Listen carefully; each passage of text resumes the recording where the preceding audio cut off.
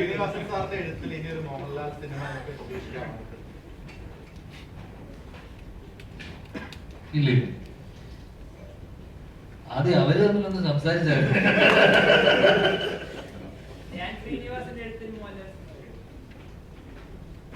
ചിലപ്പോ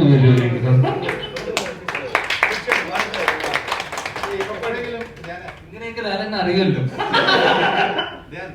എപ്പോഴെങ്കിലും നിങ്ങൾ അപ്പുവായിട്ട് നിങ്ങൾ ഒരുമിച്ചുള്ള ഒരു ഷൂട്ടിംഗ് സമയത്തൊക്കെ അവര് തമ്മിൽ സംസാരിക്കുന്നത് അപ്പൊ അങ്ങനെ എന്തെങ്കിലും സംസാരം വന്നിട്ടുണ്ടോ? തമ്മിലുള്ള ഇല്ല, അപ്പൂന് അങ്ങനത്തെ പഴയ സിനിമകളും അപ്പു പഴയ സിനിമകളൊന്നും കണ്ടിട്ടില്ല ഒന്നും. അപ്പു മലയാള സിനിമ ഒന്നും അധികം ഇല്ല. അതിനെ കുറിച്ച് അപ്പൂന് യാതൊരു ഐഡിയ പോലും ആ കാര്യങ്ങളെ കുറിച്ച് നമ്മൾ അതിനെ കുറിച്ച് സംസാരിച്ചിട്ടില്ല. എല്ലാ ആർട്ടിസ്റ്റുകൾക്കും രാജേട്ടനോട് ഒരു ഇന്റർവ്യൂ എങ്ങനെ ഇരിക്കണമെന്നുള്ള ആഗ്രഹമാണ് തോന്നുന്നു. പറഞ്ഞാൽ ഇത്രയും പേര് പറഞ്ഞു രാജേട്ടനോട് ഒരു ഇന്റർവ്യൂ ഇരിക്കാനായിട്ട് ആഗ്രഹിക്കുന്ന ഒരുപാട് പേരുണ്ട് തോന്നുന്നു. ശരിക്കും രാജേട്ടൻ എന്നൊരു ആക്ടറിനേക്കാൾ ഒരു ഇന്റർവ്യൂ എന്ന ലെവലിലേക്ക് എന്താ പറയാ ഒരു സ്റ്റാർ എന്ന ലെവലിലോട്ട് നിൽക്കുന്ന ഇന്റർവ്യൂവിൽ മാത്രം ഒതുങ്ങി നിന്നാ മതി എന്നാണോ? ഇപ്പൊ ജാൻചേട്ടന്റെ വാല്യൂ ഉണ്ടല്ലോ, അത്ര ഇരിക്കല്ലോ. ഇപ്പൊ ഇന്റർവ്യൂ ജാൻചേട്ടൻ ഉണ്ടെങ്കിൽ ഒന്നുകൂടെ ഓണാവും, അല്ലെങ്കിൽ അത്ര കണ്ടന്റ് ഉണ്ടോ എന്നുള്ള ലെവലിലോട്ടാണ് നിൽക്കുന്നത് ജാൻചേട്ടൻ. കണ്ടന്റ് ഒക്കെ തീരാറായതാണ്. നമ്മള് ഇതിനോടൊപ്പം തന്നെ സിനിമയും വിജയിച്ചാൽ മാത്രമേ നമുക്കൊക്കെ ഗ്രോത്ത് ഉള്ളൂ ആസ് ആക്ടേഴ്സ് അല്ലെങ്കിൽ ആസ് ടെക്നീഷ്യന്മാർ, ക്രിയേറ്റേഴ്സ്. അപ്പം ഇതിന് സിനിമയാണല്ലോ ഇതിന്റെ ഒക്കെ അടിസ്ഥാനം. അപ്പം ഇന്റർവ്യൂ ഒക്കെ പറഞ്ഞ നമ്മളൊക്കെ ഒരു ഇതിന്റെ ഭാഗമാണ്. നമ്മളൊക്കെ കോഎക്സിസ്റ്റ് ചെയ്യുക എന്നുള്ളതാണ്. അപ്പം സിനിമ ഇല്ലെങ്കിൽ ഇന്റർവ്യൂ ഇല്ല, ഇന്റർവ്യൂ ഇല്ലെങ്കിൽ നിങ്ങളില്ല, നമ്മളില്ല. അപ്പം റീസെന്റ് ആയിട്ട് ഇറങ്ങിയ സിനിമകളിൽ ഗഗനചാരി എന്ന് പറഞ്ഞ ഒരു പടം, ഒരു സൈഫൈ കോമിക് സറ്ററിക്കൽ ഫിലിമാണ്. അപ്പം അത് നല്ല രീതിയിൽ വർക്കൗട്ടായി. വർക്കൗട്ട് അത് നമ്മുടെ ചന്തു, നമ്മുടെ സുഹൃത്താണ്. തിര, തട്ടത്തന്മറയത്തിന്റെ ഒക്കെ സ്റ്റിൽസും ഡിസൈൻ, ടൈറ്റിൽ ഡിസൈൻ ഒക്കെ ചെയ്ത ചന്തുവാണ്. ചന്തു നമ്മുടെ ഏറ്റവും അടുത്ത, അവന്റെ സായനാവാർത്തകൾ എന്ന സിനിമയിൽ ഞാൻ ഗോകുലിനോട് അഭിനയിച്ചിട്ടുണ്ട്. അപ്പം അത് ഭയങ്കര ഇന്ന് ഇറങ്ങി. അപ്പൊ ഭയങ്കര ഇൻട്രസ്റ്റിംഗ് അല്ലെങ്കിൽ വേറിട്ടൊരു സിനിമയാണെന്ന്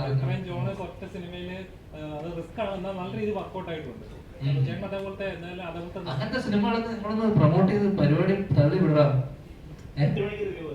ആണോ ചെയ്ത്? ഓക്കെ, അതൊന്ന് ഇത് നല്ല സിനിമയാണെങ്കിൽ അതൊന്ന് കുഞ്ഞു സിനിമയല്ലേ, കാരണം അതൊക്കെ സപ്പോർട്ട് ചെയ്ത് വിട്ട് കഴിഞ്ഞാൽ വളരെ നമുക്ക് എല്ലാവർക്കും ഗുണമുണ്ടാവും ഇൻഡസ്ട്രിക്ക്.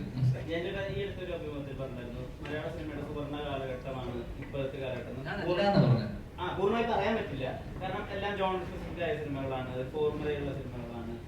പക്ഷെ നമ്മളെല്ലാവരും വിശ്വസിക്കുന്നത് ഇപ്പോൾ തിയേറ്റർ റണ്ണോ അല്ലെങ്കിൽ ആളുകളുടെ സ്വീകാര്യത അങ്ങനെ മനസ്സിലാക്കുന്നത്. അതൊന്നുകൂടി എലോബറേറ്റ് സംസാരിക്കുക. എന്താ ഇത് ഇപ്പോൾ ഈ 86-87 കാലഘട്ടം പോലെ സുവർണ്ണകാലം അല്ല എന്ന് ഞാൻ വിശ്വസിക്കുന്നതിൽ വലിയ കാര്യം.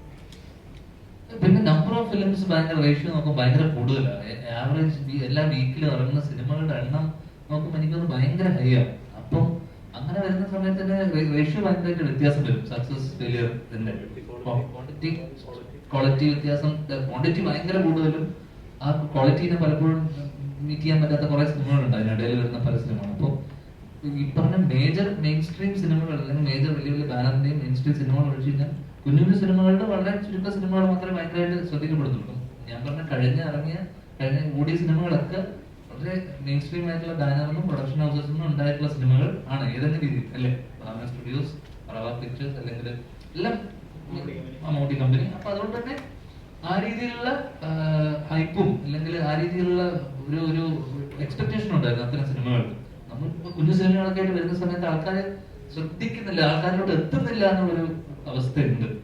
അത് ഒരു അവസ്ഥയാണ്. കാരണം ഇന്നിപ്പോ ഗഗനചാരിയുടെ കേസ് പറഞ്ഞ പോലെ, ഗഗനചാരി എന്നുള്ള സിനിമ ഇപ്പൊ നിങ്ങൾ പറയുമ്പോഴാണ് ഞാൻ അറിയുന്നത്, ഇന്ന് റിലീസായെന്ന് അറിയുന്നത് ഞാൻ ഇപ്പോഴാണ് അറിഞ്ഞത്. അത് എത്തിയിട്ടില്ല സിനിമ ആൾക്കാരിലേക്കൊന്നും. അങ്ങനെ ഒരു സിനിമ ഉണ്ടെന്നും അതിനെ കുറിച്ചൊന്നും ആരും അറിഞ്ഞിട്ടില്ല. അപ്പം വലിയ വലിയ സിനിമകളും അല്ലെങ്കിൽ എല്ലാവരും വലിയ വലിയ സിനിമകളുടെ പുറകെയാണ്. അപ്പൊ കുഞ്ഞു കുഞ്ഞു സിനിമകളും ആൾക്കാര് അറിയാത്തതിന്റെ ഒരു പ്രശ്നമുണ്ട്. അത് എനിക്കൊന്നും ആ രീതിയിലുള്ള മാർക്കറ്റിംഗ്, ബിക്കോസ് വലിയ വലിയ ആക്ടേഴ്സ് വരുമ്പോൾ അതിന് അതിൻ്റെതായിട്ടുള്ള സിഗ്നിഫിക്കൻസ് വരുന്നു. അവരുടെ മാർക്കറ്റിംഗ് സ്ട്രാറ്റജി കംപ്ലീറ്റ്ലി, ബിക്കോസ് അതിനനുസരിച്ചുള്ള ഫണ്ടിങ് ഉണ്ട്. അതൊക്കെ വ്യത്യാസമുണ്ട്. തിയേറ്റർ ഹോൾഡ് ചെയ്യണം, അങ്ങനത്തെ കുറെ കാര്യങ്ങളുണ്ട്, കുറെ ഫാക്ടേഴ്സിനെ ഡിപ്പെൻഡ് ചെയ്തിരിക്കും. അപ്പം ഞാൻ പറഞ്ഞ ഒരു കാലഘട്ടം നമ്മൾ മാർക്ക് ചെയ്യണമെങ്കിൽ അതൊരു പീരീഡ് ഓഫ് ഒരു സമയം അല്ലെങ്കിൽ ഒരു എറ എന്നൊക്കെ പറയുന്നത് ഇത്രയും വർഷങ്ങൾ അല്ലെങ്കിൽ 80s എന്നല്ലേ നമ്മൾ പറയണം അല്ലേ? ഇപ്പൊ അങ്ങനെ പറയാനായിട്ടില്ല. ഇതൊരു 3 മാസത്തിനിടയിൽ ഉണ്ടായിട്ടുള്ള ഒരു ബൂമാണ്. അപ്പം ഇനിയിപ്പോ ഫോളോയിങ്